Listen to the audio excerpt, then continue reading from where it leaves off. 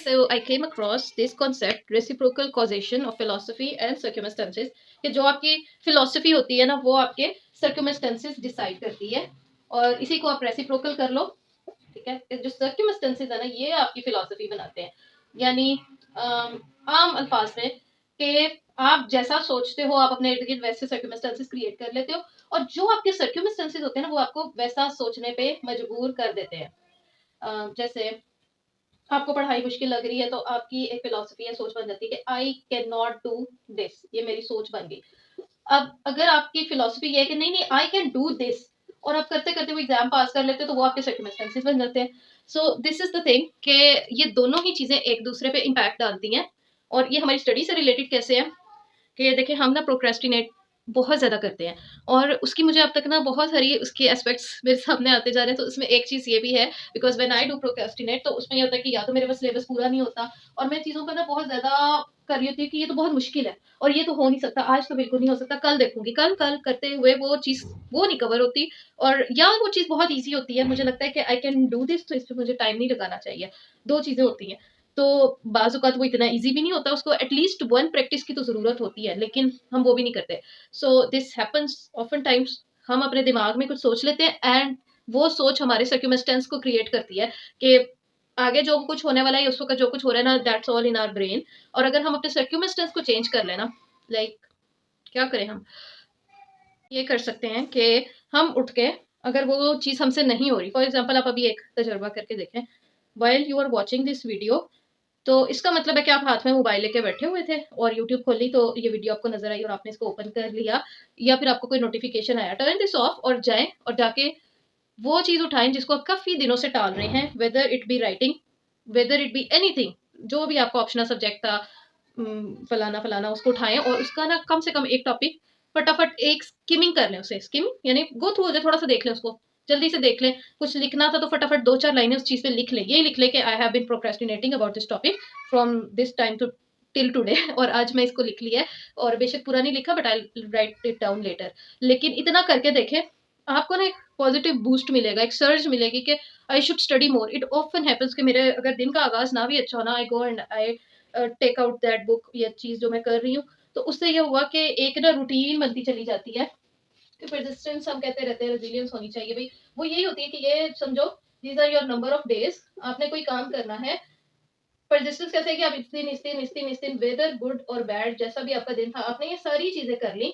तो ये होगी आपकी डिसिप्लिन, हो गया परसिस्टेंस, हो गई which is very necessary in these kind of competitive exams. तो आपने कर लिया वो, और जब आप कर रहे होते हो आपको मेंटली आप बड़ा रिलैक्स फील कर रहे होते हो। अगर यहाँ पे फर्स्ट करो आपने 2 दिन किया और 2 दिन it was a bad day और कहीं शादी पे जाना था और कोई काम करना पड़ गया, घर में शोर बहुत हो रहा था, दिन का आगाज अच्छा नहीं हुआ, so I want study, I am feeling bad because of somebody said me this and that. तो ये चीज जब नहीं इतने दिन करोगे तो आपकी फिलोसफी क्या बन जाएगी, आप क्या सोचोगे, I can not do any thing, मेरा इतना बड़ा क्रॉस है, अभी मैंने इतने दिन पढ़ा नहीं, अब मैं आगे 2 दिन पढ़ूंगा, 2 दिन पढ़ूँ, फिर आगे कुछ और। ये अगर मसले इधर आ रहे हैं तो फिर आगे भी आने वाले दिनों में आएंगे और आते रहेंगे, लाइफ स्मूथली नहीं चलती। तो आपने अपनी क्या करना है, फिलोसफी सेट करनी है, तो नहीं होती सर्कमस्टेंसेस सेट करो, सर्कमस्टेंसेस सेट नहीं होते फिलोसफी अच्छी कर लो। और उसमें एक यानी वो जो है ना नामुमकिन को कर दिखाने वाली कैफियत, और वो चीज़ होनी चाहिए कि आई कैन डू दिस। होता है इंसान कभी लो भी फील कर रहा होता है, कभी रियलिटी बेस्ड भी आपने सोचना है, ये भी नहीं कि आप एक किसी यूटोपिया में रह रहे हो और आपने कहा कि बस दुनिया में सिर्फ मैं ही मैं हूँ और कुछ नहीं है and I will do this, I am a Superman ना, ये भी फिलोसफी है नीचा का सुपरमैन। नहीं, आपने ऐसे नहीं करना, आपने बस जो है ना जितना होता है ना पॉजिटिवली रियलिस्टिकली उतना तो करो ना। और रियलिस्टिकली ऐसे ही होता है, जो परसिस्टेंस है वो रियलिस्टिक गोल से ही आती है। आपको पता है आप 3 टॉपिक कभी नहीं कर सकते, तो आप उसका गोल ही ना सेट करो। आप अगर एक टॉपिक कर सकते हो या आधा भी कर सकते हैं, believe me some days it happened कि मैंने 3 लाइनों से स्टार्ट किया, मैंने कहा मुझे पता है आज मैं ज्यादा नहीं कर सकती, मैं 3 लाइनें बस कर लूंगी, इसी पे टिक हो जाएगा मेरा। लेकिन वो 3 लाइनें करते करते फुल टॉपिक हो गया, और इसी तरह एक टॉपिक करना था उस दिन 2 टॉपिक हो गए। तो जब आपकी डिसिप्लिन बन जाता है, एक परसिस्टेंस आ जाती है ना, तो चीजें चलती जाती हैं, फिर आपको मसला नहीं होता। मसला कहाँ होता है, जब आप कहते हो मैंने ये एक लाइन भी जो है ना, ये 1 सिंगल लाइन भी मैंने नहीं पढ़नी, दिल नहीं करा, बुक खोलनी ही नहीं है। बिलीव मी, बुक खोलोगे, कोई अच्छी चीज पढ़ोगे, कोई अच्छी चीज सुनोगे ना, ये आपका क्रॉस ना इसमें हो जाता है। इसकी भी एक रीजन है, वो ये कि जो मुश्किल टास्क है ना या नेगेटिव एक्सपीरियंसेस होते हैं हमारे, वो ज़्यादा स्ट्रॉन्ग होते हैं, वो ज़्यादा पावरफुल होते हैं, हमारे टिक को क्रॉस में बदलने के काबिल होते हैं। लेकिन उस नेगेटिविटी को अगर आप किसी काम से, किसी मेहनत से, किसी चीज़ से आप रिप्लेस कर लो, जैसे आप मोबाइल खोलते हो, यू फीलिंग वेरी बैड, आपके पास दो चॉइसेस हैं, या ड्रामा देख लो या शॉर्ट्स देख लो या कोई मोटिवेशनल स्टडी रिलेटेड टिप्स या इस तरह की वीडियोस देख लो जिसमें स्टडी से रिलेटेड ये कुछ अच्छा है, अच्छे से मतलब यानी कुछ प्रोडक्टिव है। तो जब आप कोई प्रोडक्टिव चीज देखते हो ना, आप अल्टीमेटली थोड़ा थोड़ा बेटर फील करते हो और आप कुछ ना कुछ उठ के करते हो, कुछ ना कुछ उठ के करना जरूर है। ये नहीं कि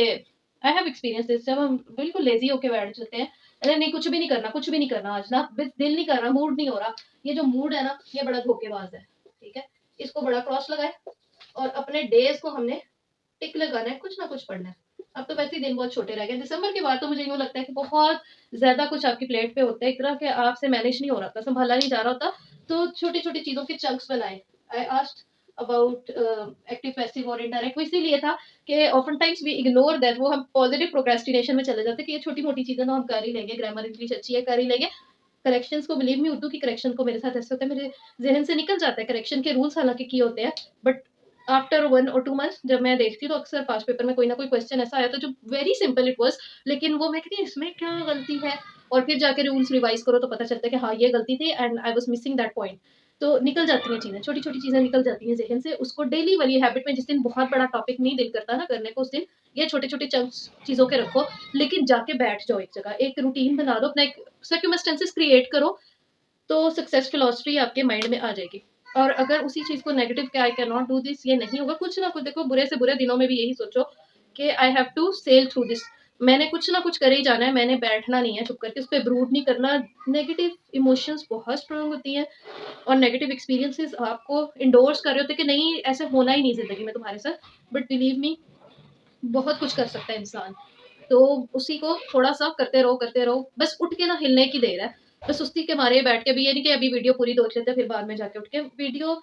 अभी पॉज कर दो, बाद में कंटिन्यू कर लेना, जाके ना तो कुछ उठा के ना, या अपनी पढ़ाई वाली जगह सेट कर लो और किताबें वहां पे रख लो, सामान रख लो कि आज मैंने बस सारा का सारा क्या करना है, एक टॉपिक पे फोकस करना है। और अगर उस पर भी नहीं हो रहा, उसके आधे हिस्से पे उस पर भी नहीं हो रहा, उसकी एटलीस्ट उसकी हेडिंग्स को रटा मार लेना कि कुछ ना कुछ अगर पेपर में आ जाए तो मुझे ये टॉपिक आता हो, एक लिस्ट बना लो चीजों की ना, लिस्टिंग करने से भी आसानी है। I make a video on that again, ठीक है। तो यहाँ तक अगर आपको कोई फायदा हुआ है ना इससे, डू लेट मी नो। मेरा फेसबुक पे भी अकाउंट है, अब मैंने बना लिया, इंस्टा पे भी है, but although I am not very active on it, लेकिन मुझे खुशी होती है जब आप लोगों का कोई ना कोई मुझे फीडबैक मिलता है ना कि मैम इस चीज़ से फ़ायदा हुआ या ऐसे किया। या मुझे सबसे मज़े के ना वो लोग लगते हैं जो मुझे टाइम टेबल्स बना के सेंड करते हैं कि हमने ये डिसाइड किया, उससे पता नहीं क्यों मुझे बड़ी पॉजिटिव एनर्जी आती है जब दूसरों के टाइम टेबल्स देखती हूँ ना कि अच्छा इसने ऐसे किया, तो वो खुद एक ना एक बूस्ट मिलता है। सो डू शेयर थिंग्स, ऐसे सड़े गुस्से बन के बैठने की जरूरत नहीं कि अपने जो है ना वो छुपा छुपा के रखो कि मैंने क्या करना है, शेयर किया करें लोगों के साथ, बल्कि इससे एक बहुत ज़्यादा पॉजिटिव रीइंफोर्समेंट मिलती है आपके आइडियाज़ को। आप डिस्कशन किया करो कि आज ऐसे ऐसे करना है, ये टॉपिक करना है, when you speak about it, आपको ना दिल में होता है कि शायद मैंने कोई कमिटमेंट कर लिया, अब मुझे करके हटना ही है। नहीं तो होता है जब दिल में सोचते रहते हो तो आप कहते हो चलो मैंने कौन सा कोई कमिटमेंट की है, कल भी कर लेंगे, देख लेंगे। सो इट हैपन समटाइम्स के फ़ायदा होता है, डिस्कस किया करें चीज़ों को और शेयर भी किया करें, और इट हेल्प्स अ लॉट। अस्सलाम वालेकुम।